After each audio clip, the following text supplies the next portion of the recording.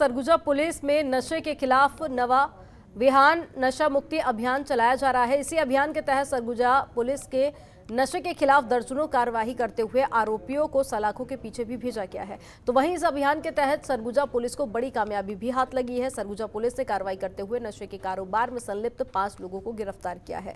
आपको बता दें कि पुलिस ने आरोपियों को नशीली दवाइयों का कारोबार करते रंगे हाथों गिरफ्तार किया है। साथ ही पुलिस ने आरोपियों के पास से 3,364 नशे की गोलियां और 7 कप सिरप भी जब्त की है।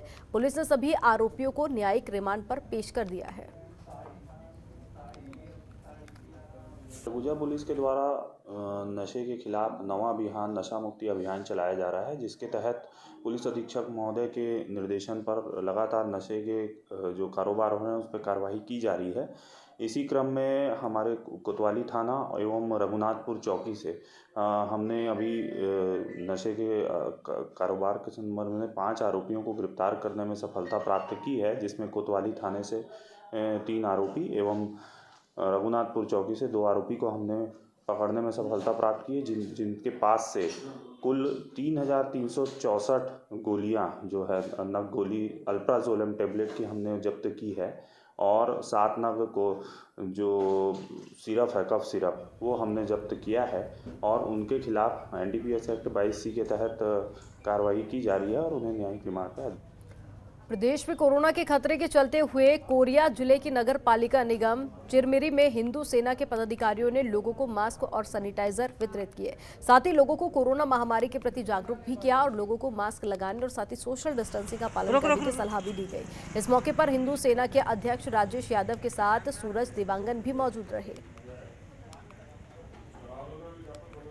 आज हिंदू सेना के सभी साथियों के सहयोग से आज हल्दीबाड़ी दोमन हिल में मास्क का कोविड-19 को ध्यान में रखते हुए सभी को मास्क लगाने का हिदायत दी गई और उन्हें बोला भी गया कि सभी अपने सोशल डिस्टेंसिंग का पालन करें और जितना कम से कम हो सके तो अपना घर में सुरक्षित रहें। कि वैश्विक महामारी कोरोना का जो तीसरी लहर चल रही है और इससे बचाव के लिए मास्क और जो ये सैनिटाइजर है इसका प्रयोग करना चाहिए।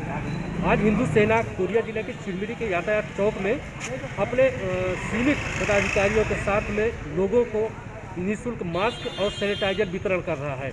साथ ही लोगों को समझाइश भी दिया जा रहा है कि आप जब अति आवश्यक कार्य हो तभी अपने घर से निकलिए। दूसरी चीज़ है मास्क और सैनिटाइजर का हमेशा प्रयोग करिए। इन्हीं तथ्यों को लेकर आज हिंदू सेना जिला अध्यक्ष के नेतृत्व में हल्दीबाड़ी यातायात चौक पर सैनिटाइजर और मास्क। बेमेतरा में कोरोना के बढ़ते मामलों के चलते जिले में धारा 144 लागू कर दी गई है, जिसके बाद से ही अचानक सामान की किल्लत देखने को मिल रही है। आपको बता दें कि जिला खाद्य अधिकारी राजेश जायसवाल ने जमाखोरी और मुनाफाखोरी से बचने और शिकायत मिलने पर कार्रवाई करने की चेतावनी दी है। साथ ही उन्होंने कहा है कि व्यापारी सामग्रियों की अनावश्यक जमाखोरी न करें।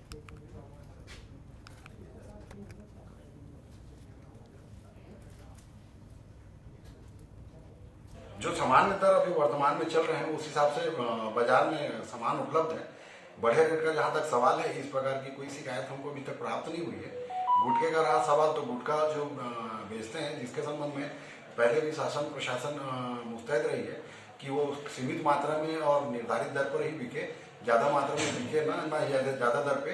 इस पर एक्साइज विभाग के द्वारा कार्रवाई की जा रही है और सामानों का जहां तक सवाल है उसके द्वारा CMHO के द्वारा गुणवत्ता को लेकर जांच की जा रही है। और बढ़े दर का जो सवाल है, बढ़े दर के संबंध में अभी तक कोई जानकारी मिली नहीं है, लेकिन अगर ऐसा कोई पाया जाता है कि कोई होल्डिंग करके रख रहा है और अधिक दामों पर बेचा जा रहा है तो उसके विरुद्ध भी कठोरतम कार्रवाई की जाएगी। धमतरी में बेमौसम बारिश ने जनजीवन अस्त व्यस्त कर दिया है, जिसकी वजह से किसानों की फसल को काफी नुकसान उठाना पड़ा है। आपको बता दें कि धान खरीदी केंद्र में रखे धान बाहर खुले में रखे हुए हैं, जो बारिश की वजह से खराब हो गए हैं। वहीं जानकारी मांगने पर समिति प्रबंधक किसी भी प्रकार की जानकारी देने से साफ इनकार करते हुए भी नजर आए। जो अगर खेत में खराब हुए हैं या उद्यान की फसल हो या फिर जो भी सब्जी भाजी की हो या अन्य फसल हो, उसके RBC 6-4 के तहत उनको सर्वे करके दी जा रही है। इसके अतिरिक्त जो 196 खरीदी केंद्र में जो धान का जो खरीदी की जा रही थी उसमें से करीब 3000 क्विंटल के आसपास धान भीगने की संभावना थी। उसको अल्टी पल्टी करके अन्य बोरी में पलटकर और सुखाकर ठीक करने का प्रयास किए जा रहे हैं और उसको वापस हम उसको बिलिंग के लिए दी जाएगी। सुकमा जिले में नक्सलियों का आतंक हमेशा कहर बरपाता रहा है, जिसको रोकने के लिए केंद्र से लेकर राज्य सरकारें नकेल कसती नजर आई हैं। इसी सिलसिले में एक बार फिर से नक्सलियों को रोकने के लिए कारीगुंडम और साथ ही कोलाईगुड़ा में कैंप स्थापित किए गए हैं, जिसमें दुर्गा फाइटर हाथों में AK-47 लेकर मोटरसाइकिल पर सवार होकर गश्त करती हुई दिखाई दे रही हैं। आपको बता दें कि पिछले रक्षाबंधन पर SP सुनील शर्मा ने दुर्गा फाइटर का गठन किया था, जिसमें अपनी इच्छा से जिले के महिला कमांडो ने दुर्गा फाइटर की सदस्य बनी थी और पहली बार घोर नक्सल प्रभावित इलाके में तैनाती की गई थी। इसी पर IG सुंदरराज P ने कहा है कि नक्सल मोर्चे पर तैनाती को लेकर दुर्गा फाइटर काफी ज्यादा उत्साहित है।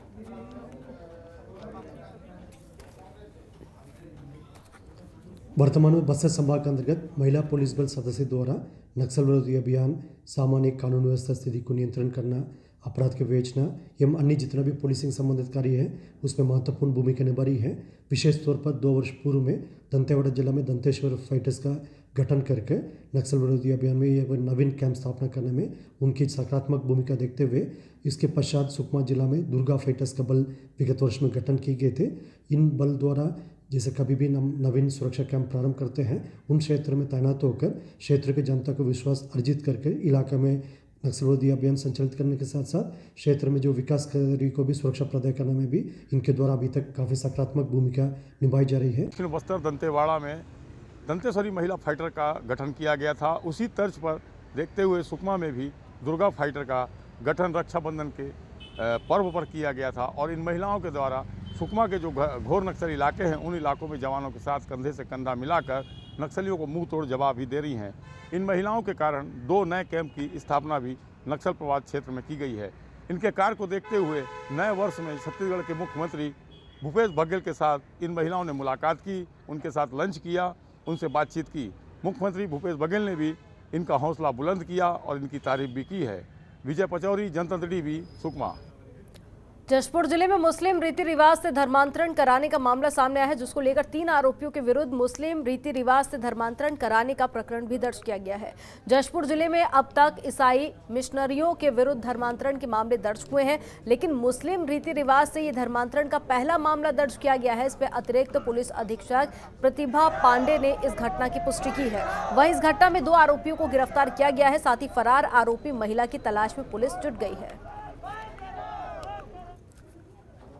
सन्ना क्षेत्रांतर्गत निवासी प्रार्थी द्वारा अपने 8 वर्षीय पुत्र के खतना करने के संबंध में शिकायत सन्ना थाने में प्रस्तुत किया गया था। शिकायत के तारतम्य में बालक का एवं उसके परिजनों का बयान दर्ज किया गया है एवं शिकायत जांच पर थाना सन्ना में IPC की धाराओं 295A, 34, 322 एवं धर्म स्वातंत्र अधिनियम की धाराओं के तहत 3 लोगों के विरुद्ध प्रकरण दर्ज किया गया है।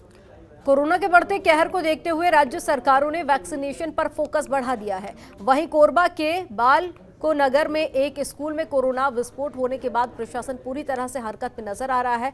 इसके बाद बच्चों में कोरोना की रोकथाम के लिए वैक्सीनेशन का काम तेज कर दिया गया है। आपको बता दें कि बालको नगर में मुख्य कार्यकारी अधिकारी और निदेशक अभिजीत पति ने बच्चों के लिए टीकाकरण अभियान की शुरुआत की है। टीकाकरण के बाद बच्चों को अभिजीत के हाथों प्रमाण पत्र भी वितरित किए गए।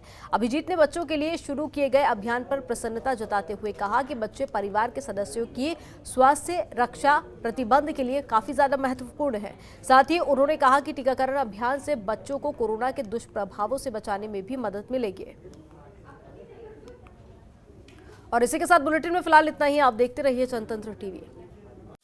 खबरों के निष्पक्ष विश्लेषण के लिए सब्सक्राइब करें Janatantra TV and press the bell icon. Never miss any update.